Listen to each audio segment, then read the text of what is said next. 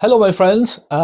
Okay, just a quick chat about a few bits and pieces. I get a lot of questions about different aspects of painting, different materials, brushes, thinners, um, all that kind of stuff. So I thought I would do just a nice little video, maybe 20 minutes or something like that, and just have a little chat about some bits and pieces related to painting. And anything else that pops into my head, we'll have a little chat. I hope you don't mind. I will be doing a tutorial. I will be painting. Now, I got a commission of a very fairly sizable landscape. So I thought, why not do a tutorial on that painting as well? There will be probably 3 parts to this tutorial. It's quite a wide canvas. So, I will start that in the next day or so. I'll make a start and we can maybe just tip away and do bit by bit. How would you feel about that? A nice big landscape with reflections and water and trees and sky and that kind of thing. So yes, I have the canvas over there actually primed.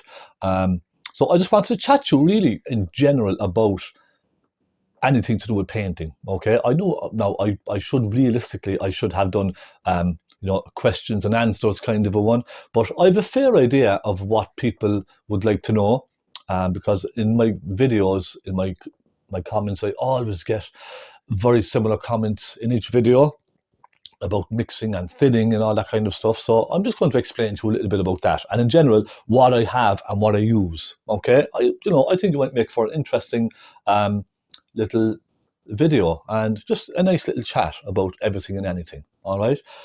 First of all, this is just an old painting I have here behind me. It's on a stretched canvas.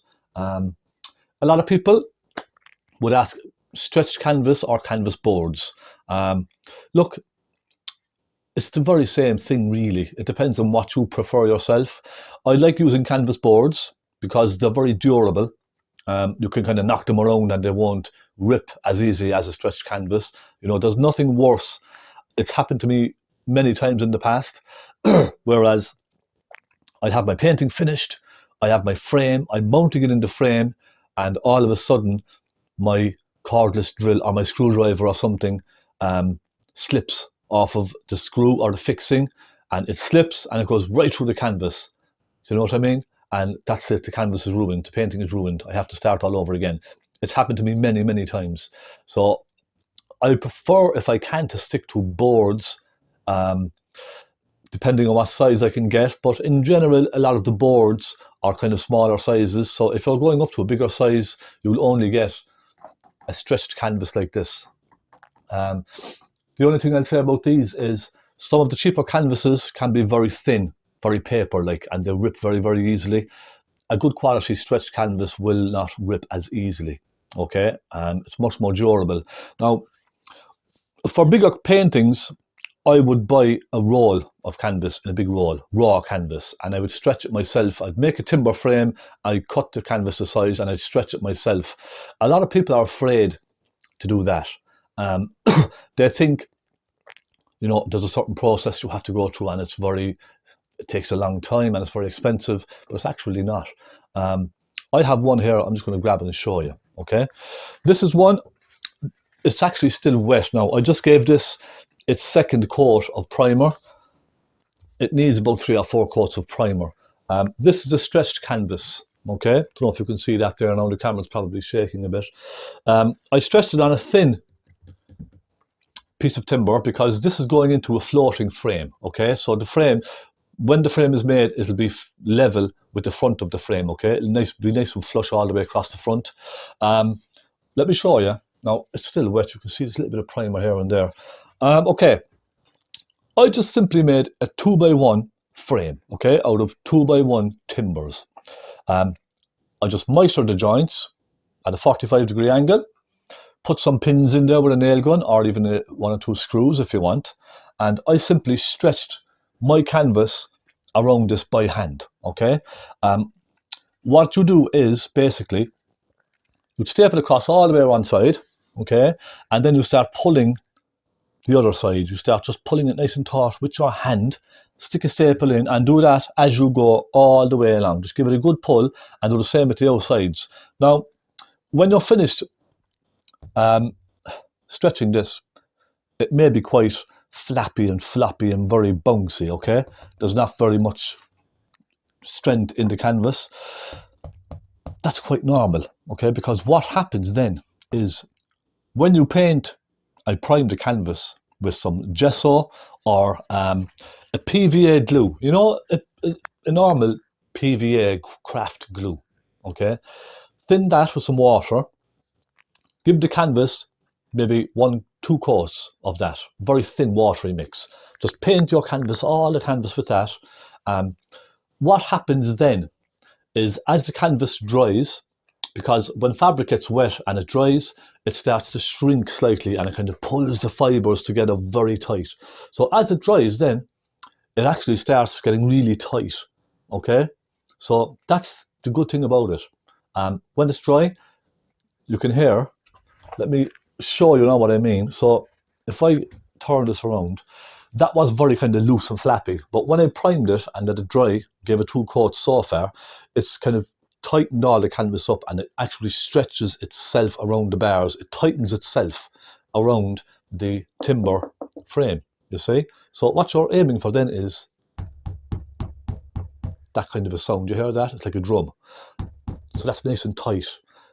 Before I primed this, it was just very loose and very flappy, kind of just flapping around. So as it dries, it tightens the canvas and it stretches it nice and tight.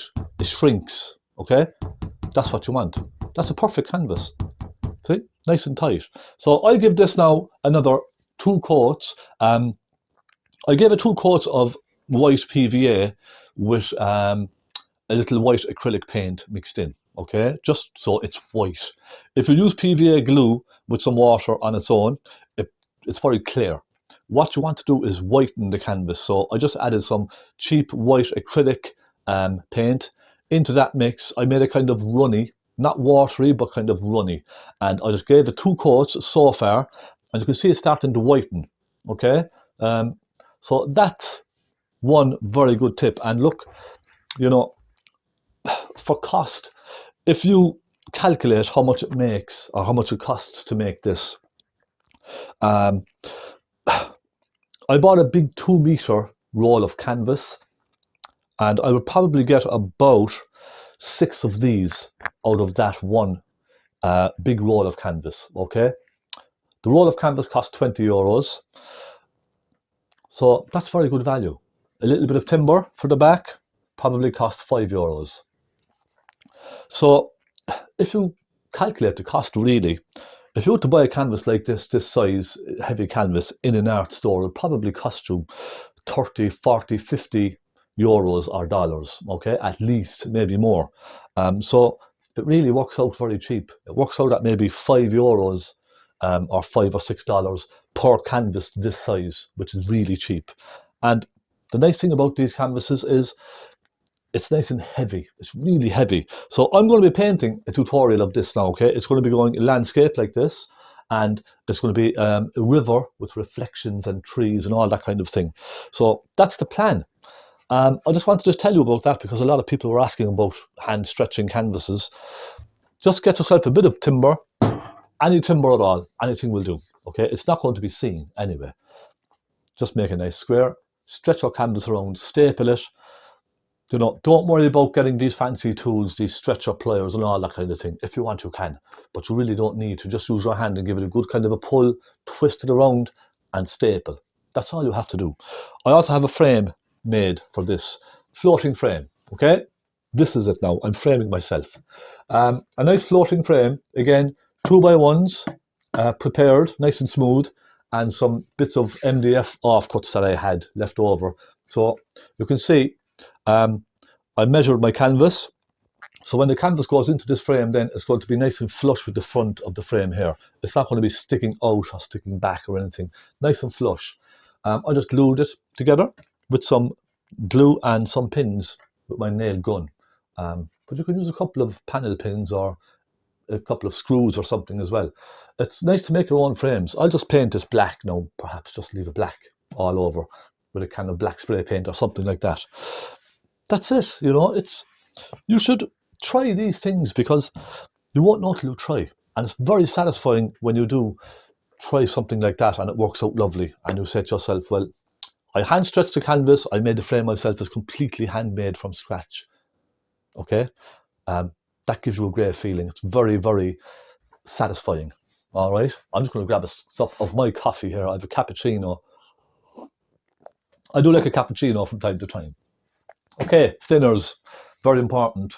I always get questions about my thinners.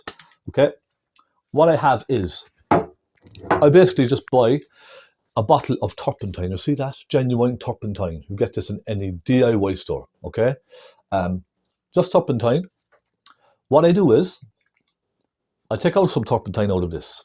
So bring it down to there. I'll put in about this much linseed oil. So the ratio is maybe 80% turpentine to 20% linseed oil. So I just pour a little bit out. I take my linseed oil. This is just bought this in the local art store. Okay, it's just a big tin of regular linseed oil. I don't know if, I don't think it's purified or anything like that. You can see the color, but it's kind of a brown. I simply just add a little bit of that in, just a little pour like that. Give it a good shake. Okay, that gives you a lovely thinners, because the oil in the linseed oil, it thins out the paints lovely, and it helps them kind of go across your canvas lovely and smooth. It's a beautiful thinners. That's what I use for my thinners. It's quite simple. Sometimes if I'm painting a big picture, even something like this, I will take some linseed oil on its own, little bit of tissue, and just rub the area that I'm painting with some linseed oil. A very thin layer, just with some tissue paper across your sky or whatever it is.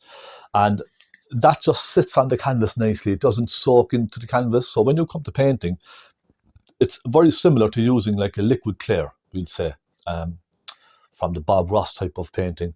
It's very similar, but it just gives the canvas a nice key to work on, and it just helps the paint flow nicely. Sometimes I do that with a big canvas. Most of the time I don't. I just go straight onto my canvas. I prime my canvases with a water-based undercoat. Okay, I think I have one here, which I recently purchased.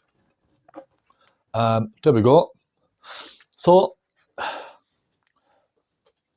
interior, wood and metal undercoat, water-based. All right.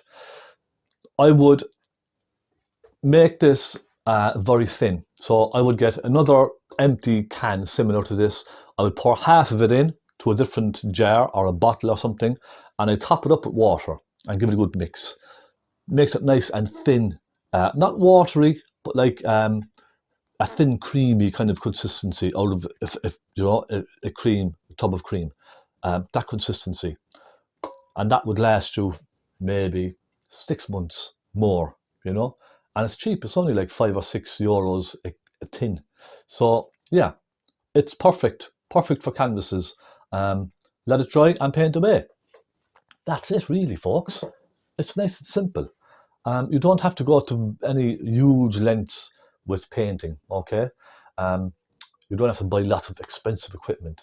I use Georgian oil paints, okay?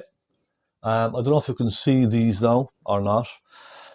Daler, Roni, Georgian oil paints. There are so many different paints on the market these days. Just pick something that's reasonable quality.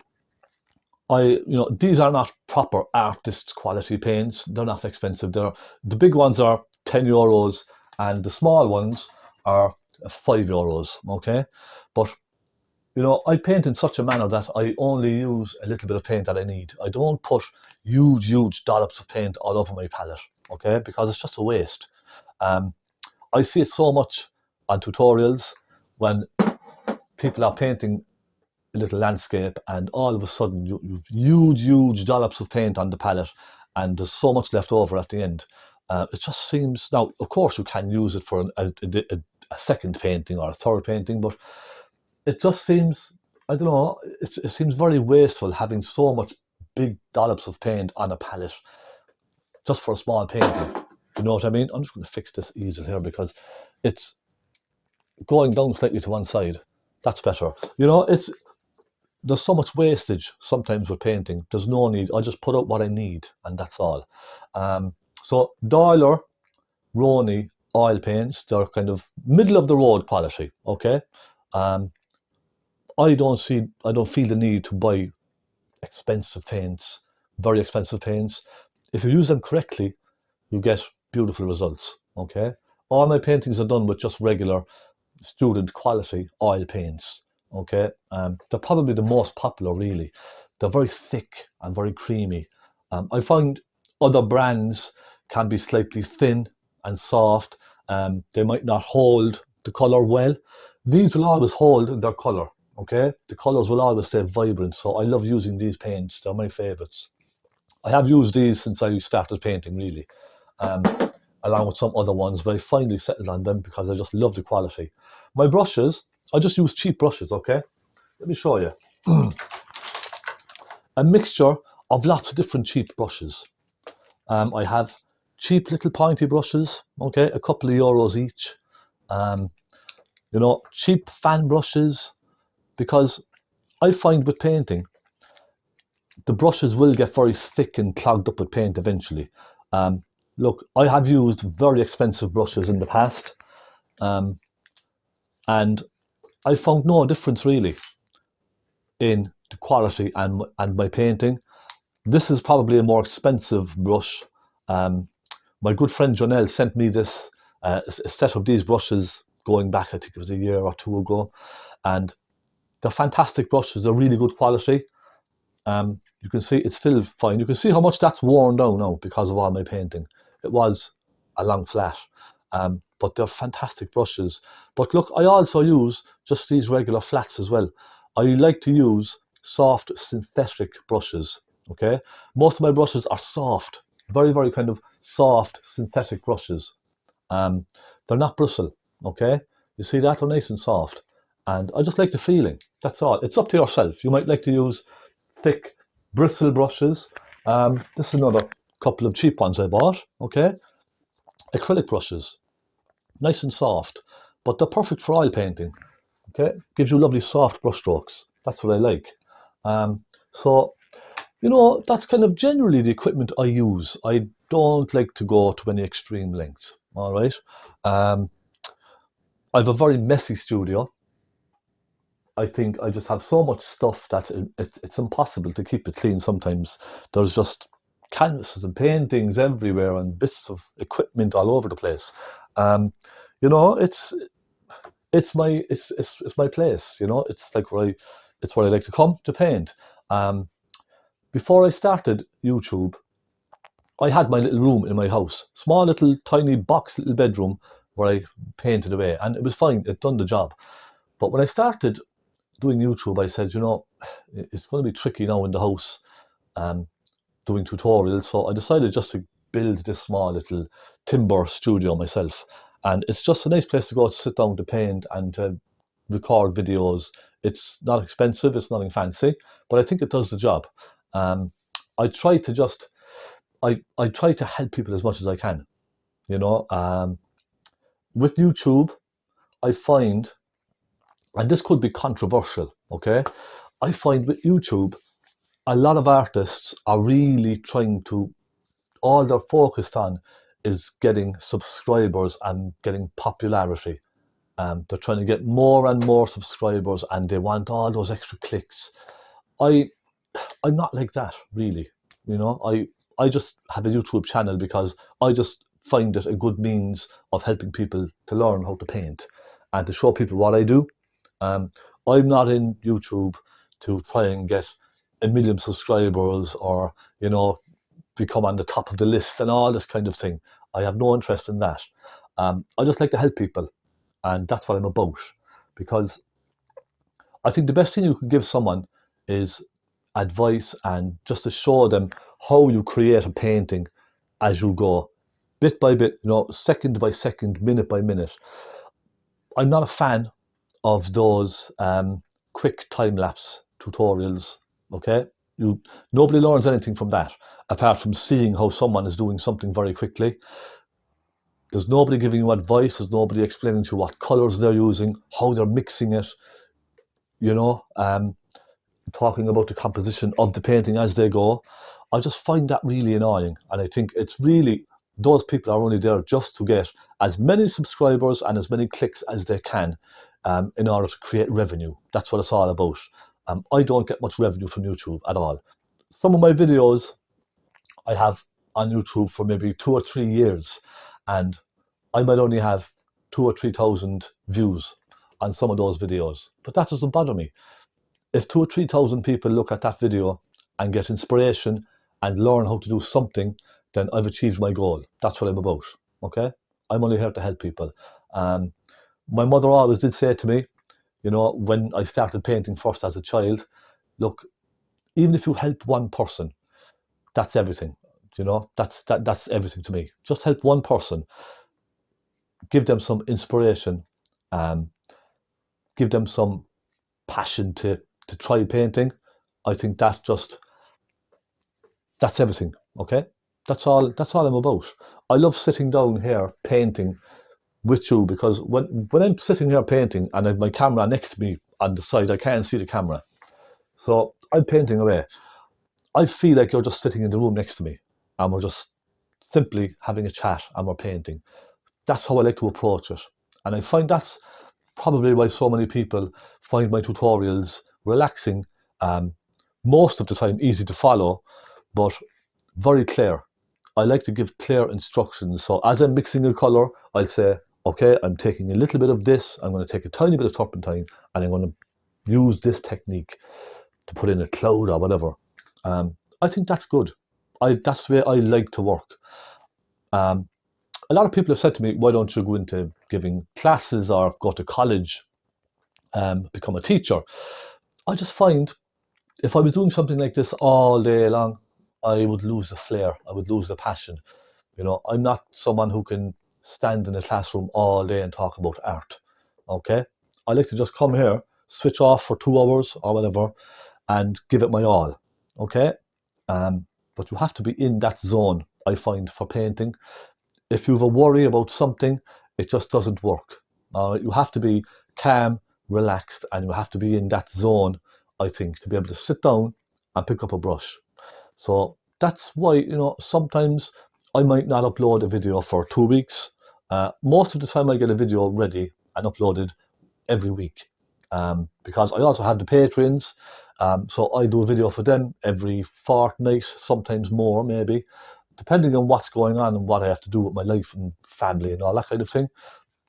So, you know, the Patreon side of things, that's really just a means of helping me get materials and to keep all of this going all of the time. And, you know, they're very kind to help me out like that. I really do appreciate it. But look, that's my setup. That's the way I feel about painting. I've always loved painting, and even more so when I paint something for someone as a commission and I see how happy they are. That just makes it even more worthwhile. I don't have a particular value in my painting. You know, I don't put a price on each painting and say to myself, I'm going to sell that painting for 200 euros or nothing less. I'm not like that. If somebody offers me 50 euro, 60 euro, if I know they don't have the finance to buy a big painting, I just give it to them for that price. You know, I like to make people happy that way. Tell you a story actually. There's kind of a restaurant cafe near where I live here. I have some of my artwork hanging in the cafe just on the walls, and I was in there one day just kind of moving and just fixing some artwork on the walls, and there was an old man, and he was sitting down looking at one of my robin redbreasts up on the wall, and he kept looking and looking and looking, you know. And I was saying, do you like that? Yeah, you know, does that catch your eye, kind of a thing? And he was saying to me, well, my wife passed away, he said, a couple of months back, and ever since, a robin redbreast was coming into the back garden. And he said, it looks exactly like that robin redbreast on the wall there, on that painting. And we were kind of talking away, and I just took the painting off of the wall and I gave it to this man. I said, there you go, take it, no charge. Because I knew that painting meant so much to that man. And his face just lit up. He just couldn't believe it. You see, I don't have that kind of value towards my paintings as such. You know, if I can make someone happy like that, I'll do it. So I'm not in this for money, to sell artwork for as much as I can and all that kind of thing. I prefer just to paint as a hobby.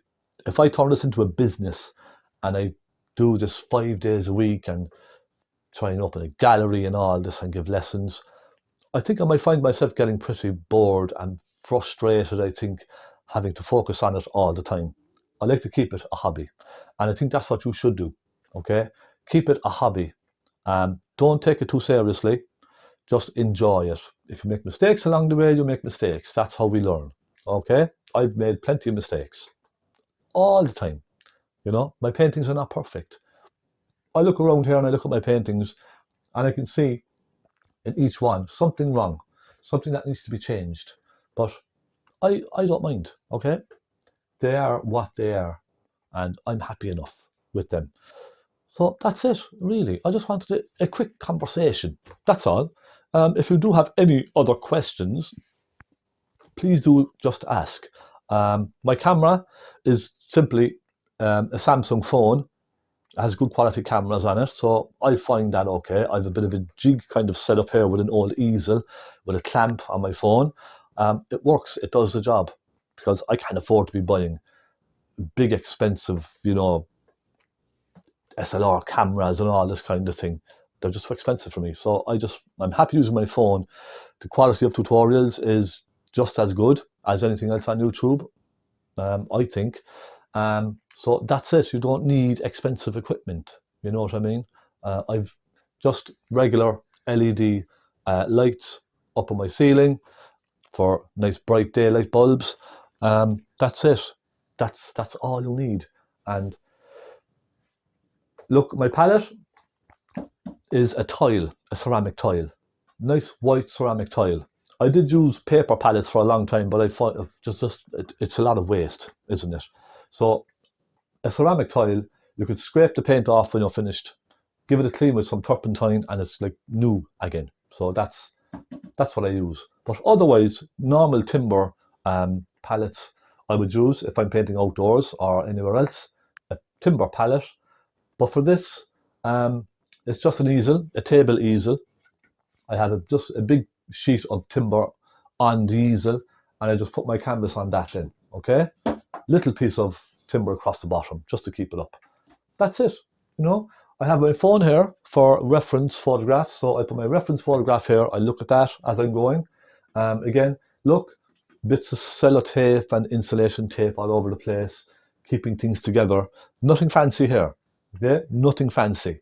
Um, I've learned over the years to use basic equipment to its best, because growing up as a young artist, I never had a lot of income to buy fancy equipment, so I had to learn to use what I had to the best it could be used. Okay, I had to, you know, just invent ways of doing something cheaply without spending a lot of money. So that's the way it's always been. And look, it works. It's fine. It does. Everything has a purpose, and everything does what it's supposed to do. And at the end of the day, if I can help a few people learn how to paint, that makes it all worth it for me.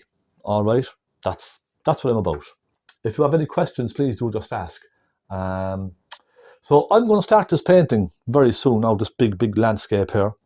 I'll give it another 2 coats of white undercoat primer. Leave it dry well, and we'll set it up. Now the only problem with these bigger canvas is I can't show the palette, okay, because it takes up the entire board. So let me show you. If I set this canvas up here on this stand I have, look how big that is. It takes up the entire board. So how do I show a palette on this when I'm doing the video? What I might need to do is record with a second camera my palette as I'm mixing, okay? And then when I'm editing the video, I can perhaps put the video of the palette just in one corner or something like that. I think that's the easiest way to do it. Would you think? So yeah, I'm looking forward to painting this one. Now this is going to be nice. So listen, my friends, I will let you go. I'm going to have my coffee and do a bit of tidying up. My studio is a mess. It needs to be tidied up. I like to come out once a week and just give it a quick tidy up, you know. I hope you've enjoyed this little chat. Thank you so much. It's been a pleasure. And again, do just ask if you have any questions. Okay, I'm here to help. I'll see you very soon. Happy painting and take care.